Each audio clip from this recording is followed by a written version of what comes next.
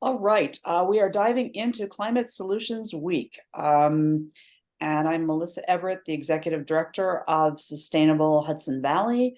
Um, Thrilled to, this is not our first event. We actually had a biochar tour on the weekend. The Partners for Climate Action Mixer was wonderful last week.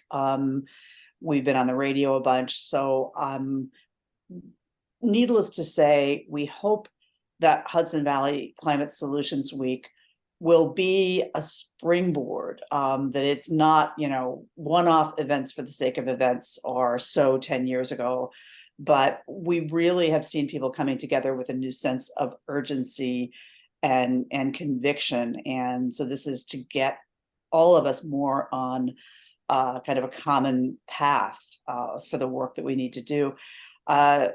Today's session is implementing federal and state climate policy, and just for all of us to have the language and have kind of a sense of the enormous, really well-crafted policies that are providing wind in the sails of climate work in our region.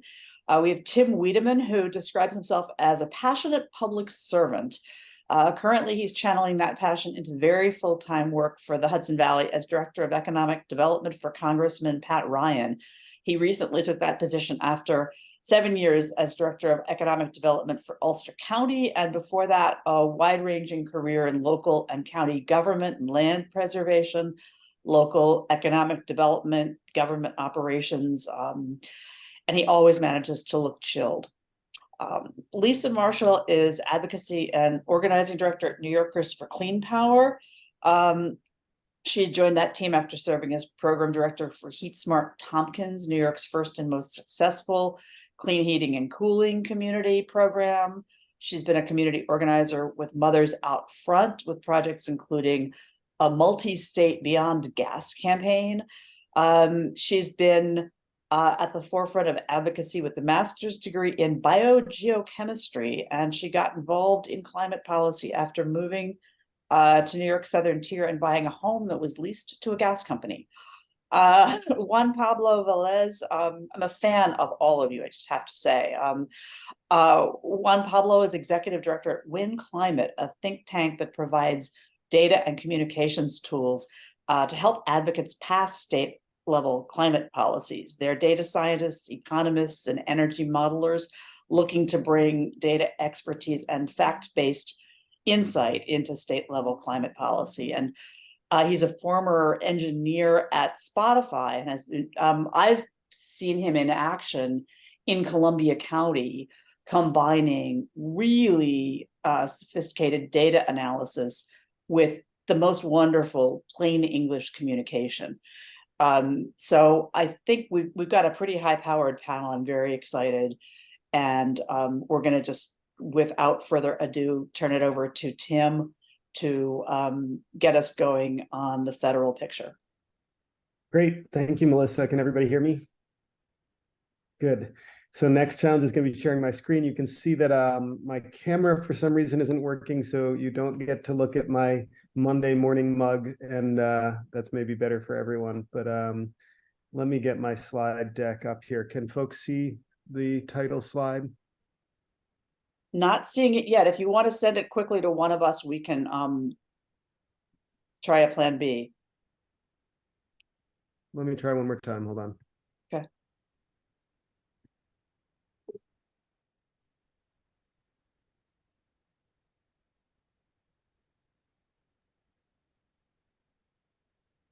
Yeah, Melissa, somehow it's not letting me share. Let me send you an email quickly here. This is also perhaps an issue on my side. Our house computer network is pretty finicky, so oh God, a setting somewhere. But yeah, my standard line is, we don't want to look too smooth. It's intimidating to everyone. Fair enough. Okay, it's on its way to you, Melissa, and that may take a minute. So I'll just start by kind of framing what I hope to talk about, and I'm gonna end up not being able to cover all the material anyhow, because there's just so much here. So folks, I'm sure are broadly familiar with the Inflation Reduction Act, passed about a year ago, a little more than a year ago, representing what many would arguably claim is the largest action at the federal level on climate change ever. I think a little history here is helpful. Back in 2009 and 10, there was an effort to implement cap and trade through the Waxman-Markey bill that never really made it through the Senate. So that was kind of a disappointing conclusion to that previous effort. And this effort focuses instead on a lot of funding related questions to help incentivize renewables and clean energy. It is accomplished through a reconciliation process back in August of last year. That means that it's really a budget bill. So it includes a lot of provisions that put federal funding behind efforts to reduce greenhouse gas emissions and to improve the ability of U.S. manufacturers to meet the demand for clean energy manufacturing in the U.S. And so I think what I'm going to do is walk you through the latest version of what's included in the bill, and recognize that even though we're a year in and the bill has passed and is law, there's still a lengthy process that'll unfold probably for years to come to implement all of the various policies that were in the bill through federal agencies, often then passing funding from federal agencies to state and local partners for further implementation. So we're really still at the beginning, maybe the end of the beginning, as we launch into now the kind of full implementation process for the bill. I have not been around very long in this office, so I can't claim any credit or blame for what's in the bill or not. I think actually most of the provisions were crafted over a series of reconciliation meetings at the various committees within the Senate that passed this bill. And so you'll see that there's a broad range of provisions that run the gamut from consumer tax credits and rebates to funding to help boost manufacturing, U.S. manufacturing of renewable tech, clean tech, and a range of other provisions in here. And some of them may be things that you all find to be good policy, and some may be things that we have questions about whether or not they're good policy. But I think it's best first and foremost to understand what all is in the bill. So with that Tim, there is no way to make this smooth. I got your slides, but they are downloading super slowly. Okay, so we will just keep rolling with the punches then. I'll try to do some of this verbally, and then Melissa, with the slides in hand, maybe afterwards we can circulate them to the folks that are in the audience. Yeah, absolutely. Most of what's in the slides is really information that outlines what all is in this bill in a slightly more detailed level than probably most folks have seen. And so the intent of my remarks is really to kind of whet your appetite, to get you thinking about provisions in the bill that might be of interest to your organization or an organization that you work with. A lot of it is actually on the business side, the corporate side. So that's why I'm here as Economic Development Director talking about this. This in many ways represents a very significant economic development investment at the federal level. And so I'll talk a little bit about that as well. So at this stage, it's really giving you the broad strokes of what's in the thing so that we can start thinking about ways to implement those programs and practices as we move forward. So first thing to note is that there were really two main buckets of budget policy in the bill. The biggest part was what is largely considered to be an energy security and climate change portion of the bill. And then there's also an extension of the Affordable Care Act. So those were both in the Inflation Reduction Act. We're going to focus on the energy security and climate change portion, which amounts to about $370 billion of new federal spending over the next 10 years. It raises the funding because it's a reconciliation bill. It has to not create a net deficit in the federal budget over 10 years. So there's a bunch of new revenue raisers in the bill as well, from prescription drug pricing reform, in additional IRS tax enforcement, closing loopholes on the tax and minimum tax. The result of the bill is estimated by a couple of think tanks is a substantial improvement in the projections about greenhouse gas emission reductions in the next 10 years. So it's building on provisions in the bipartisan infrastructure law, and then providing a 10-year runway for incentives and tax credits and other rebates that are really designed to collectively reduce emissions by the US by another 8 to 10% on top of other policy measures that have been taken by 2030. And that's not still kind of getting us to the US Paris Accord levels, but it's getting it substantially closer to that. So it really represents a substantial move to reduce US greenhouse gas emissions. And so there's, I think, 7 main areas. As referenced, most of what I'll reference here is from an Inflation Reduction Guidebook that is published by the White House. That's the latest kind of guidance on the implementation of the bill. And they describe 7 key goals for the Inflation Reduction Act: advancing and deploying American-made clean energy technologies, protecting communities from air pollution, making homes and buildings cleaner and more efficient, investing in a sustainable lower carbon federal government, harnessing nature-based solutions and climate smart agriculture, increasing the resilience of communities to changing climate, and making permitting of energy infrastructure more efficient and effective. So I'm going to go through each of those and just describe briefly, and I'll do this quickly because I know there's other content to cover here, but this is to give you, again, that high-level roadmap. If things jump out at you as I'm, spitting this all out, write down a note and feel free to reach out. I'm happy to go deeper on any of these, and we can also connect with federal agencies administering each of these programs to find out the current state of the program and how to best tie into it and take advantage of the funding that's in the program. So the first, financing and expediting deployment of clean energy technologies. The big thing here is through the U.S. Department of the Treasury. These are tax code provisions known as the Clean Energy Production and Investment Tax Credits. And so there's some focus first on technology-specific credits, but by 2025, this will be technology neutral. So solar, wind, geothermal, nuclear, all of the various technologies will be eligible for these tax credits. There's a number of them in the slide that you'll see references both the IRA section that describes these in the IRA and then the tax code section that goes into more detail about the program. There's also $27 billion for the US EPA's Greenhouse Gas Reduction Fund and $40 billion in additional loan authority for guaranteed loans through the Department of Energy's Loan Program Office, which is substantial. We've had a number of businesses that have realized that funding is in the bill and have already started taking advantage of that funding to do everything from battery production to solar projects to infrastructure projects. So a number of things can fit under that. The second category is the revitalizing American manufacturing. So there's additional loan authority in the amount of $250 billion for energy infrastructure reinvestment financing. That's through the Department of Treasury. And then an extension and expansion of the Advanced Energy Project Credit. This is through Treasury, and a new Advanced Manufacturing Production Credit. So these are for manufacturers doing everything from vehicles to batteries to components, solar and wind, that can take advantage of these tax credits in order to incentivize further growth. And then there's investments in the actual electricity grid in the US, $2 billion for transmission facility financing and $760 million in grants to facilitate siting of interstate transmission lines. On the clean energy and reliability in rural America and tribal lands, there's a number of programs through USDA and one through the Department of the Interior, $9.7 billion for the USDA's Electric Infrastructure Loan and Loan Guarantee Program for rural electric cooperatives, $1 billion for infrastructure loans through the Rural America Program for renewable energy, more than $2 billion to expand USDA's Rural Energy for America program, known as REAP, and then $150 million to the Tribal Electrification Program.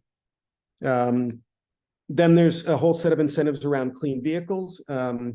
There's a clean vehicle credit. There's the previously owned clean vehicle credits, a commercial clean vehicle credit, and a whole bunch of credits around technology for advanced manufacturing and conversion of vehicles to electric on the vehicle production and vehicle manufacturing side, as well as $1 billion for a clean heavy-duty vehicle program. Most of these are through the Department of Treasury as tax credits, but then the Department of Energy has a number of these programs to enhance domestic manufacturing of clean vehicles. There's also funding on cleaner transportation fuels, so $500 million for the higher blend infrastructure incentive program, extension of existing incentives for alternative fuels, and the creation of a new clean fuel production credit. And then there's a bunch of funding on the aviation fuel side to increase sustainability of aviation fuel through a credit and through some grant programs. There's also, this is one of the kind of controversial portions of the bill that you may recall got put in during final negotiations in the Senate. There's funding for industrial decarbonization and carbon management. This includes $5.8 billion for an advanced industrial facilities deployment program, expansion of an advanced energy production credit to include industrial emissions reduction, and then the expansion of the 45Q tax credit for carbon capture, utilization, and sequestration, as well as $1.5 billion to reduce methane pollution from the oil and gas industry. And then there is a federal bill known as the American Innovation and Manufacturing Act that received $38.5 million for implementation of that bill. There's funding for clean hydrogen, including a hydrogen production tax credit run through the Department of Treasury, and then funding for the Department of Energy's core research mission. This includes almost $500 million for infrastructure improvement at some of the key national laboratories that DOE operates, as well as $1.5 billion to support the infrastructure improvements of the Department of Energy's Office of Science. The next bucket is cutting air pollution. This is a substantial one, and I think there's all sorts of programs in here that relate to local efforts. So I think it's worth digging deeper on this one. $3 billion for the environmental and climate justice block grants, $5 billion for climate pollution reduction grants, $4 billion for reduction of harmful air pollution from the transportation sector, $3.2 billion for the neighborhood access and equity grant program, $1.5 billion to cut, again, I mentioned this one, to cut methane production from oil and gas industry operations. All of these represent a substantial chunk of funding that went to EPA to increase its ability to implement things that are already regulatorily approved, but there has never been funding for. So it's expanding dramatically, places where EPA has not had funding and things where there's never been sufficient funding. So a lot of the programs that you may be familiar with at EPA have received additional funding through the IRA, including the next bucket, which is improving pollution monitoring and tracking. So there's a bunch of programs included in the bill that help EPA to work with communities, state and local agencies to add new pollution monitoring, gives the White House's Council on Environmental Quality new resources to enhance national level data sets, and advances President Biden's Justice 40 initiative. Worth pausing for a moment to just mention that the bill not only includes a bunch of funding for specific things, but also requires in most of the programs that it funds consideration of where the funding is being invested, looking at disadvantaged communities, distressed communities, and how the funding is implemented as well. So a lot of that revolving in this case around the Justice 40 initiative, which if you haven't looked into is worth refreshing memory on. It's really a kind of social and economic equity program at the federal level that maps to a lot of the priorities of the state level. I'll just inject that we have a webinar Thursday on that as well. So very excited. Oh, good. Yeah. Another area that people are probably familiar with its inclusion in the bill, but just starting to get to details on what it'll include. This is lowering energy costs for households. So there's nearly $9 billion for states and tribes for consumer home energy rebate programs. That'll be a big part of this. There's also energy efficiency home improvement tax credits that provide up to $3,200 annually in tax credits to lower the cost of energy efficiency upgrades by up to 30%. And there's the residential clean energy credit that provides a 30% tax credit to lower installation cost of residential clean energy, as well as a new energy efficient home credit for $5,000 in tax credits for each new energy efficient home and up to $1,000 for each unit in a multifamily building. Sorry, I know I'm going through this fast and it's just a lot of data to throw at you. It'll be in the slides, so you don't have to memorize it all. But again, just if something here grabs your attention, note it, and happy to, after the call or in a separate discussion, go in deeper on any of these. One of the final categories, supporting investment in energy efficient and low carbon buildings. There's $1 billion for the green and resilient retrofit program through HUD, $1 billion for Department of Energy grants to state and local governments to adopt updated building energy codes, and then extension and expansion of the energy efficient commercial buildings deduction.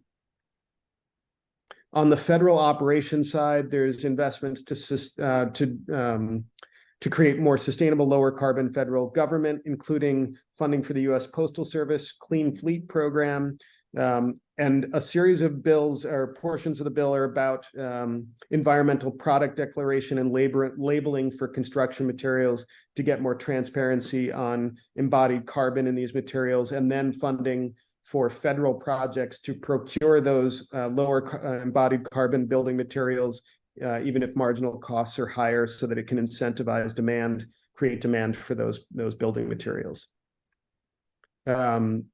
There's a portion about agriculture, supporting climate smart agriculture and rural economic development, $8.45 billion for the environmental quality incentives program, 4.95 for the regional conservation partnership program, which is one that I know a lot of land trusts and other conservation organizations in New York State have made use of very successfully in the past. 3.25 billion for the conservation stewardship program, and 3.1 billion to provide relief to distressed farm loan borrowers. These are all programs administered federally through the USDA. And then there's a host of programs funded through USDA and Department of the Interior to aimed at preserving and protecting national parkland and national lands generally, and waters for climate mitigation and resilience. 2.6 billion for coastal resilience and conservation, restoration and protection of marine habitat. 1.8 billion for reduction in hazardous fuels on National Forest System land. So fire, protection and prevention. 1.5 billion for the urban and community forestry assistance program, and a couple of 100 million for each for the forest legacy program, and for conservation habitat restoration on BLM and National Park Service lands. And then just a couple more categories, bear with me: strengthening communities' resilience to drought, flooding, and other climate impacts.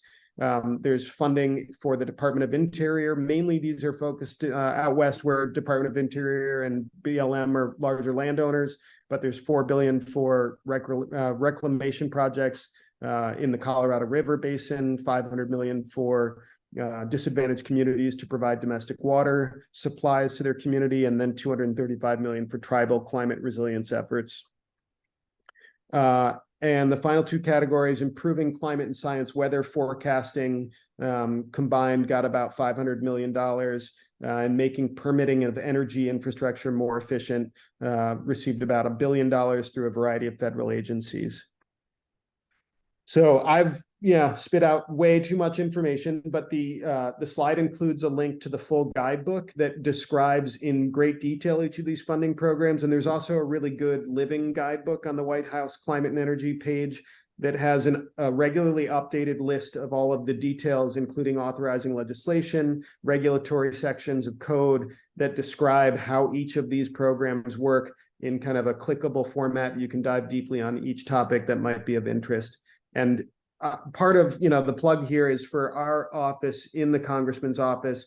I work with one other person in our office. We help with funding requests, grant assistance, letters of support related to any federal agency. And so would really be thrilled to work with any of you who have a project in mind that seems to fit into one of the buckets in the IRA, to dive deeper, find out the current state of regulatory, guidance on that, connect with the agencies that are administering these programs, and make sure, to the extent possible, that we bring that funding to New York 18, which, for those that are not familiar, we're covering Orange, Dutchess, and Ulster, but I'm sure there are others in the other congressional offices in the region if you're outside of those three counties. So, Melissa, I'll throw it back to you. Well done under adverse conditions. And I would apologize for the nerd out, except that I know who's on this call and you're all up to it. And, I think policy does shape what's possible, and we have supportive policies, and we need to dive in this way. So thank you, Tim. I'm going to hand it to Lisa, who will then hand it to Juan Pablo, and really just say enough about implementing New York's climate law and building grassroots support / overcoming confusion, that we can have a little conversation. Thank you all. Thanks Lisa, so can you much. share? Yes, can you hear me fine? Yep. All right. Thanks so much, Melissa, and thank you, Tim. That was a very comprehensive overview. And I am going to attempt to just focus on New York. Can you see the slides now? Yep. Yes. Okay, so this is a little presentation called Green the Grid and Electrify Everything that we put on and adapt for different groups. It typically takes about 45 minutes to an hour, and I'm going to try to do it a very scaled back version in 10 minutes. Thank you so much, Melissa and Sustainable Hudson, for inviting me to speak. And as Melissa said, I'm Lisa Marshall with New Yorkers for Clean Power. We are a statewide campaign and project of Catskill Mountain Keeper. Our mission is to transition the state as quickly and equitably as possible to a clean energy economy. We do outreach, education, advocacy around all kinds of renewable energy projects and also green jobs. So you guys are probably familiar with New York's climate law, but let's just go quickly. So this climate law, the CLCPA, Climate Leadership and Community Protection Act, passed in 2019.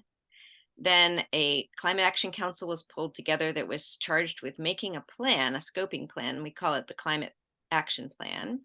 And they spent 3 years doing that. There was lots of input along the way from experts, stakeholders, and the public. It was finalized at the end of last year. And it establishes a pathway for reaching the Climate Act's emission reduction and equity requirements. So what are those emissions reduction requirements? They are to reduce the greenhouse gas emissions 40% by 2030 and get to net zero by 2050. Our grid should be 70% renewably powered by 2030 and 100% emissions-free electricity grid by 2040. So these are obviously really good, strong, ambitious goals. This puts us, if we actually work to implement this plan and this law as a leader nationally. And so we're so grateful for the Inflation Reduction Act and all that it's going to do to help us get there, but we are getting a head start here in New York, as we should. So how do we do that? Oh, thanks, Climate Leadership and Community Protection Act. Okay, so the highlights of the plan, how are we going to do this? We usually divide it by sectors. That's where are the greenhouse gas emissions coming from. So buildings are in New York, we consider them the biggest source of our greenhouse gas emissions. So we really need to stop burning fossil fuels in our homes and electrify with energy efficient appliances and heating in the form of heat pumps of various kinds. In transportation, we're going to shift to electric vehicles. Sorry. Hello? Okay. Electric vehicles and build out charging infrastructure, and very importantly, improve and electrify public transportation. The electricity grid that's going to be powering these buildings and the transportation sector needs to keep expanding large scale and distributed renewable energy and storage. And I should add transmission to that because we have to move that electricity around. And waste, which I'm not going to cover, is also in the plan. So diverting organic waste from landfills and incinerators, and there's more there, reducing single-use plastics, improving recycling, etc. So let's quickly look. So well, we do that by making our buildings and everything more efficient. We call this beneficial electrification, electrifying our heating, our transportation, and our appliances. And then we continuously build out the renewable energy generation in the grid, the distribution, storage improvements that are needed. And that's why we call this presentation Green the Grid and Electrify Everything, because that's sort of the how we do it. How it's the how. First we have the what, and now the how. So let's get into the policy pieces and what has to happen from here. Oh, very importantly, it's projected to create over 200,000 new jobs by 2030. That's a net 200,000 plus jobs, meaning after we subtract the loss of fossil fuel jobs, it's still over 200,000 new good clean energy jobs, which is part of the very exciting good news here in New York. So we went over the culprits. Oops. These are the sources of greenhouse gases in New York. The reason buildings are bigger than transportation is because in New York, we include the leaked methane from natural gas extraction and transportation or transmission, and from our homes as part of the building sector. And if you include that leaked methane gas, that fracked gas, and you realize and recognize, as New York does, that it's 86 to 100 times more warming on a 20-year time frame than carbon dioxide, then the building sector becomes the biggest. And that's why we really need to focus a lot of our efforts there, which is what we mostly do at New Yorkers for Clean Power. So buildings. Quickly, what do we do to our buildings? Well, we need to tighten up the building envelope, as is shown here in the upper right. And so it makes sure that any conditioned air that you're heating or cooling, stays inside the building instead of going literally out the window. Then we need to heat those buildings with energy efficient air source or ground source heat pumps, or thermal energy networks, which are going to be a great solution for densely populated areas with diverse types of buildings. On the advocacy side and the policy side, we need to keep advancing a few policies. We passed the All Electric Building Act, no fossil fuels in new construction by 2025, or it's actually 2026 now. And we are going to eventually need to phase out fossil fuel appliances on replacement of old appliances. And we need to improve by a lot funding for low and moderate income households to pay for these upgrades. The IRA benefits are going to really help with that, but that is not enough. And New York also has existing programs, but even that's not enough, as Juan Pablo could tell you in great detail. So the main policies that we've been working on with New Yorkers for Clean Power are the New York Heat Act, which we passed, which we are working very hard to pass this year. And the last year, actually earlier this year, we passed the All Electric Building Act. There's an opportunity for you to take action with our Past New York Heat postcard, and I'll put the link in the chat to that. Quickly, transportation. So current law is that we have to electrify our school buses, and we won't be selling gasoline cars and truck or light duty vehicles after 2035. And the scoping plan outlines that we are going to need to put 3 million EVs on the road by 2030 and 10 million emission-free vehicles by 2050. So we've got our work cut out for us there. Policy-wise, we are advocating for the Green Transit and Green Jobs Bill and the Direct EV Sales Bill. You might have noticed if you tried to buy a Tesla, it's actually very difficult. In the Hudson Valley, there is a Tesla dealer, but like people who live where I live in Western and Central New York have to go to the Hudson Valley if we want to get a Tesla, and the Direct EV Sales Bill would fix that. So we've got some legislation that we still need to pass to help implement this great climate plan. Electricity, briefly, we need to build a lot of wind, offshore wind, land-based wind, a lot of solar, and we need to improve the electrical grid so it can take on all that renewable energy and build transmission so that we can move all that renewable energy from the upstate region to the downstate region where it's needed. And we need energy storage so that we can store excess power when it's created and use it when we need it. So we don't have specific legislation we're working on, but there's a lot of difficulty in siting and getting these projects built. So we really help people advocate to support for siting of projects near there where they live. Finally, we have a great, well, I think it's great, a fantastic program to try to promote the clean energy careers. We need to vastly improve and increase the size of our clean energy careers workforce.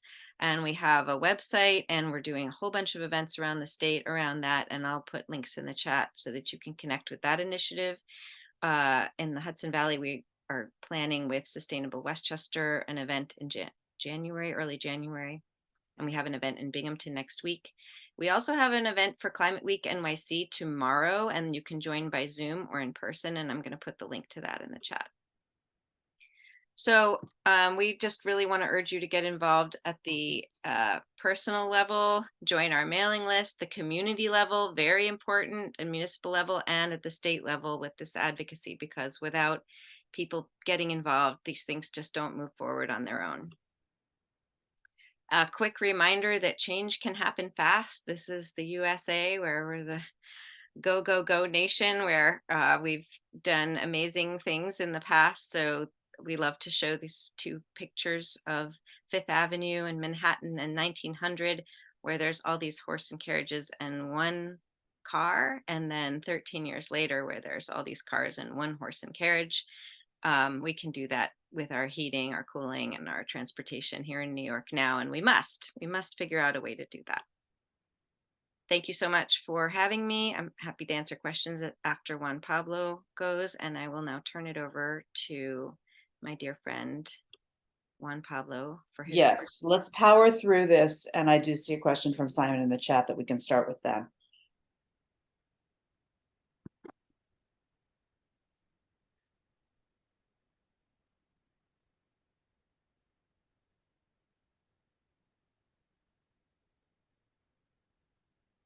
Can you hear me now? Yes. Great.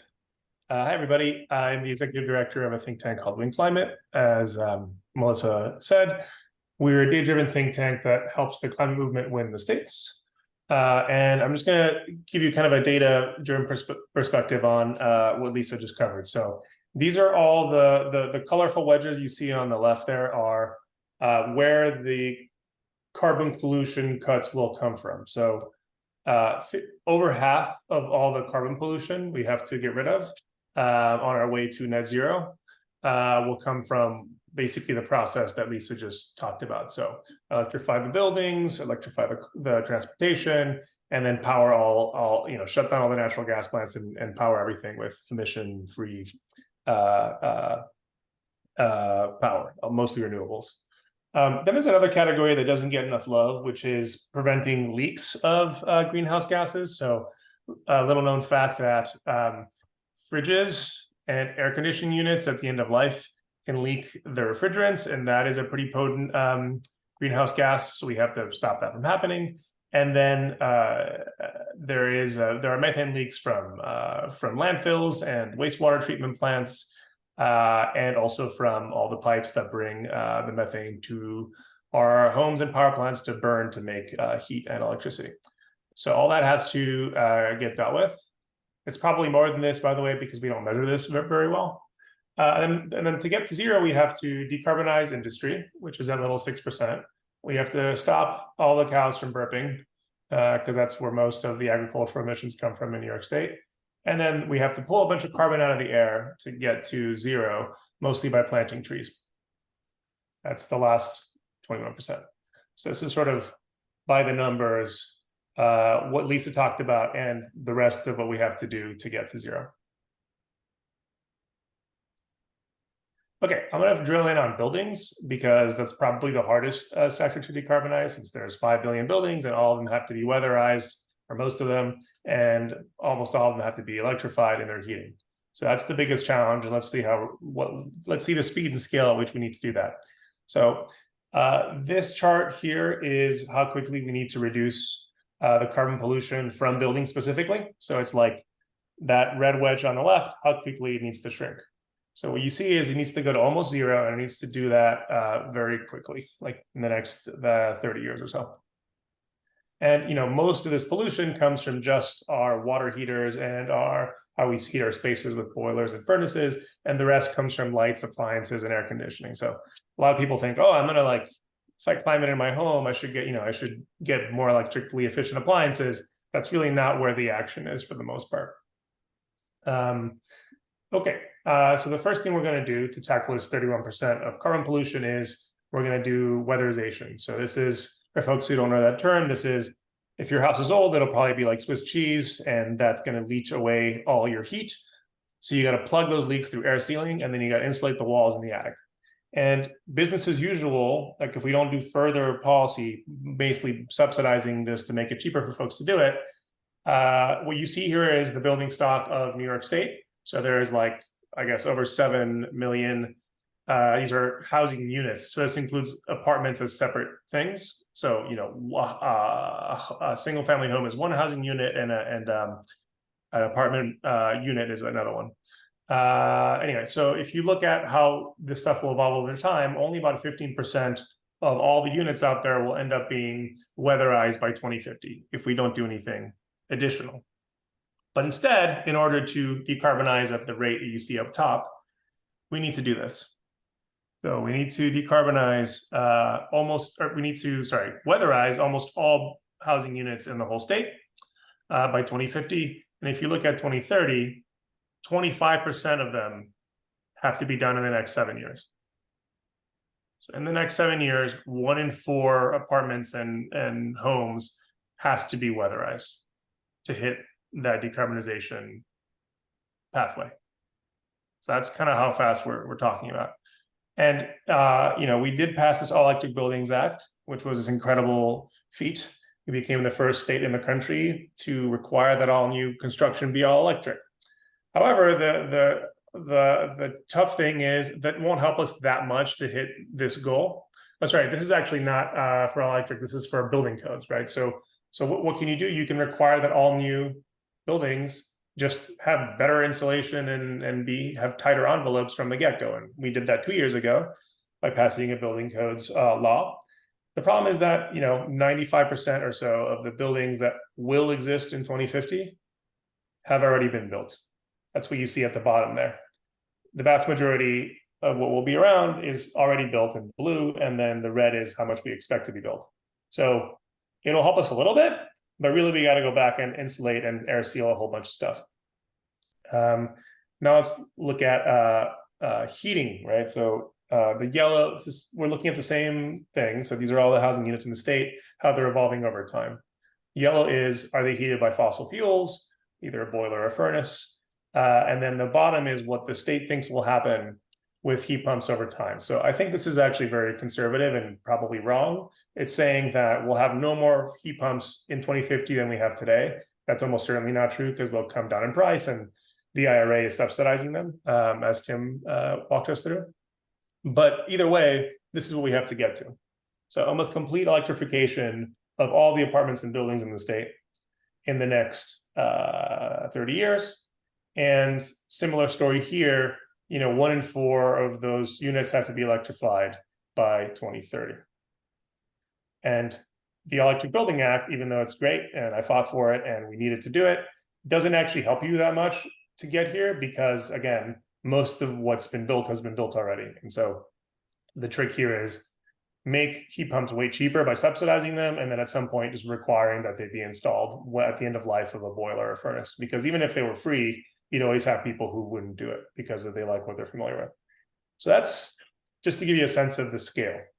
Now, briefly, we're going to talk about, most of this has to happen through money, just through throwing subsidies at folks so that they actually make these decisions at the right time. And we're doing this now, actually. The state spends almost $1 billion in ratepayer money every year. So they take a skim off the top of your heating and electric bill, and they order the utilities to spend that money doing weatherization projects and giving people discounts on heat pumps. So let's look at how that money is being spent now. This is 2021.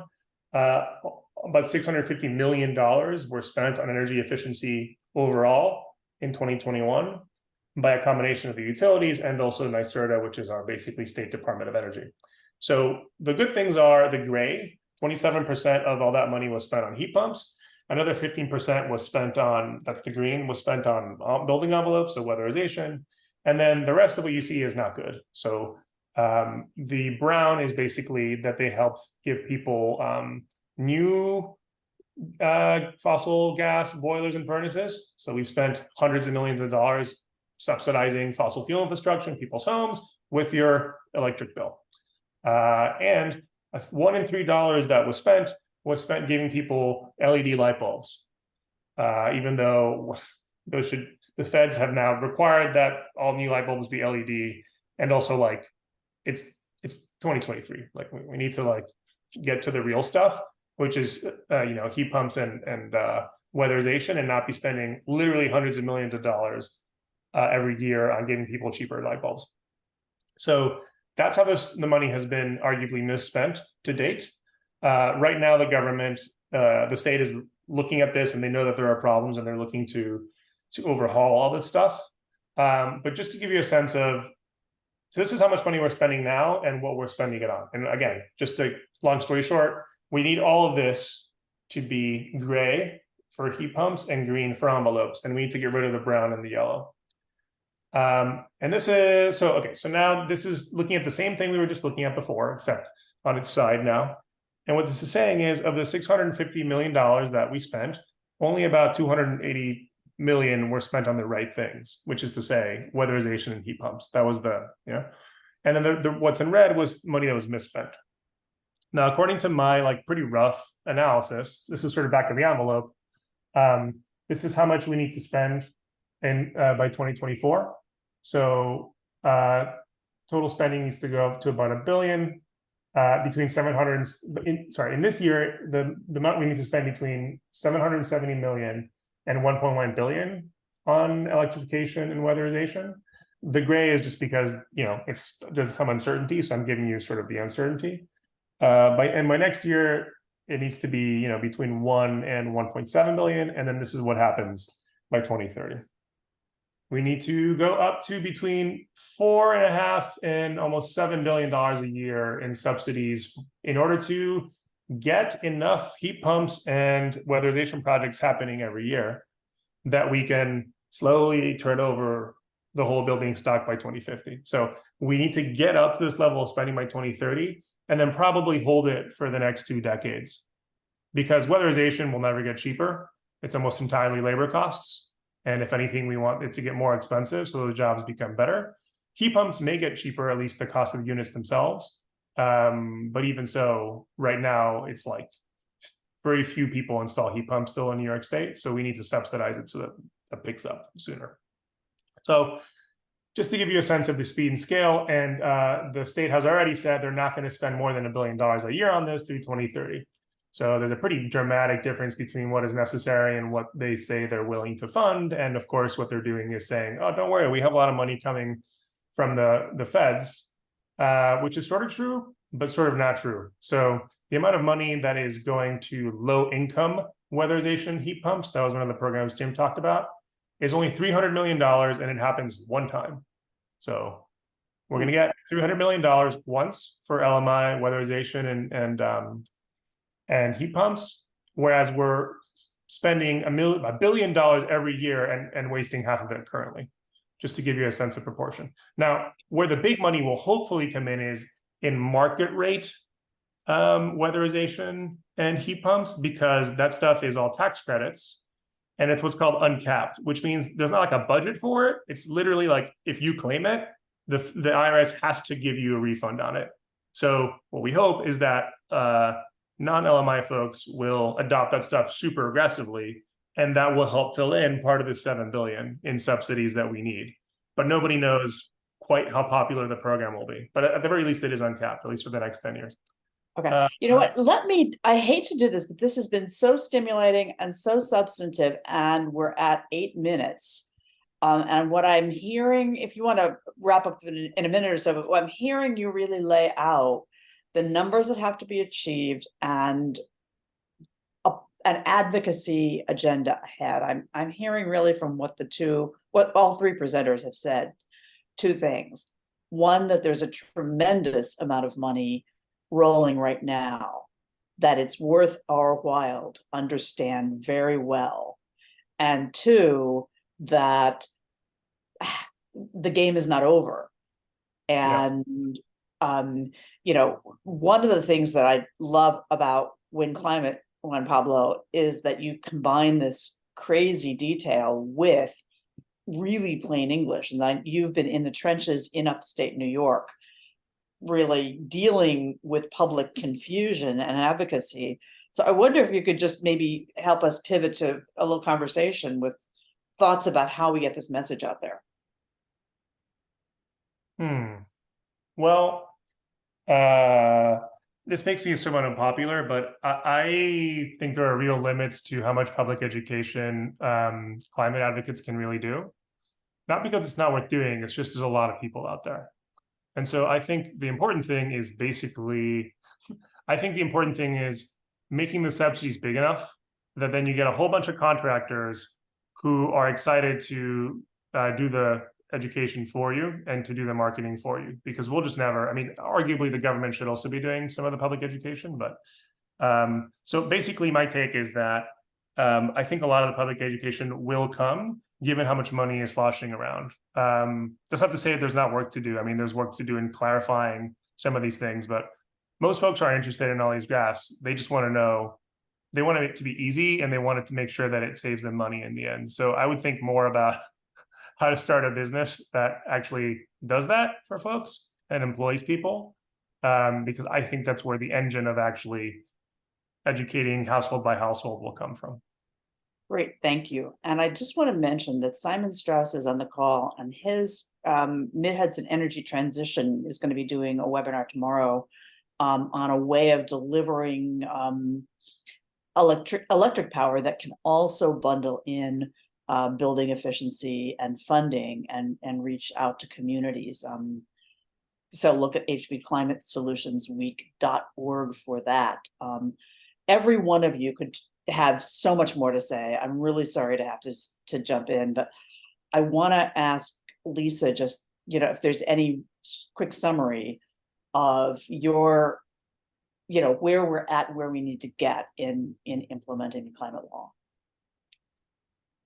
Yeah, I would just say we're at a real tipping point. I don't want to overstate this, but we passed this law, we have this climate plan, and we have a governor and an assembly sort of fence sitting about actually implementing it. And if they are not pushed, they are being pushed really hard by the opposition. The opposition is pouring tens of millions of dollars into New York to try to weaken and defeat the implementation of this law.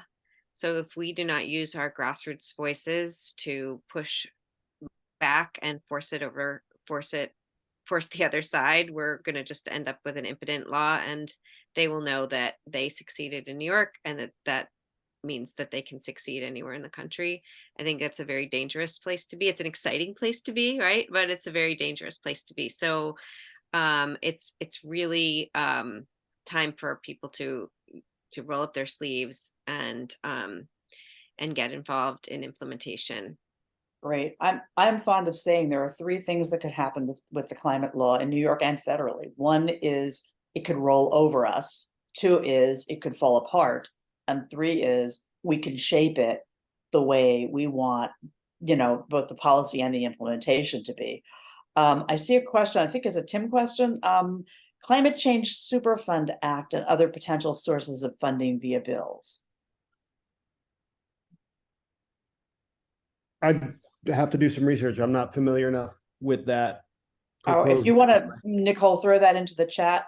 And Tim, what do we need to have on our radar as far as kind of the IRA details falling into place? When do we expect more things to become clearer, and where should we be keeping our eyes out? I would definitely recommend going to the White House's guidebook page that I shared a link with in the chat. That's kind of got the rolling updates on latest program implementation at the federal level. But what I think practically for many of us, this will start to become most real once things like block grants and state grant programs have received clearance and approvals and money has been flowing to New York State. And then we have the opportunity to, continue to see aspects of the Climate Protection, Community Leadership and Climate Protection Act implemented with some of these federal programs. So I would say keep an eye on your normal state level grant programs, your normal state level financial assistance and incentive programs to make sure that we're taking full advantage of these federal dollars as they flow through New York State. The other thing, I'll just put a plug. This is a little bit of an aside, so I don't want to detract from the conversation about achieving these ambitious climate goals. But the other side of this is the social and economic justice that really folds nicely into both the state and the federal policy at this. And one area that I'm keenly interested in is as we see domestic manufacturing increasing in vehicles and batteries and solar and other renewables, how do we make sure that high quality jobs that are created by that resurgence of American manufacturing are here in the Hudson Valley to the extent that that makes sense. And so, really trying to focus on the economic development side of this in addition to the climate goals and decarbonization side. Wonderful. And I do want to plug Thursday webinar, Environmental Justice, Follow the Money, which is a look at specifically the Justice 40 your funding and technical assistance resources that are out there. While we're doing plugs, yes, I would be please. remiss. Wing Climate has a podcast that's all about the politics and policy of climate in New York State. It's called Empire State of Carbon. I just pasted a link in the chat, and the easiest way to get it is just to subscribe wherever you get podcasts. But there's a link for you. We just did one on how to shut down New York's power plants with Raya Salter, who was on the Climate Action Council. Beautiful. Can't thank everyone enough. We rolled with it pretty darn well. Hudson Valley Climate Solutions Week and New York Climate Week are with us always. I know New Yorkers for Clean Power has a New York City event coming up. Maybe you could throw that in the chat real quick. And it's there, but I will reshare it. It's tomorrow, and you can join us in person and we'll feed you, or you can join on Zoom and we won't feed you. But either way, we'd love to have you. all right, good plan. We have a bunch of people on this, 22 actual participants, and we will share what slides we're authorized to share and contact the presenters and follow up soon and often. Thank you for organizing this, Melissa. Great to be with everyone. Thank you all. Yeah, we have work to do. Thank you, Melissa. Thanks, everybody. Thank you very much. Thanks, everybody.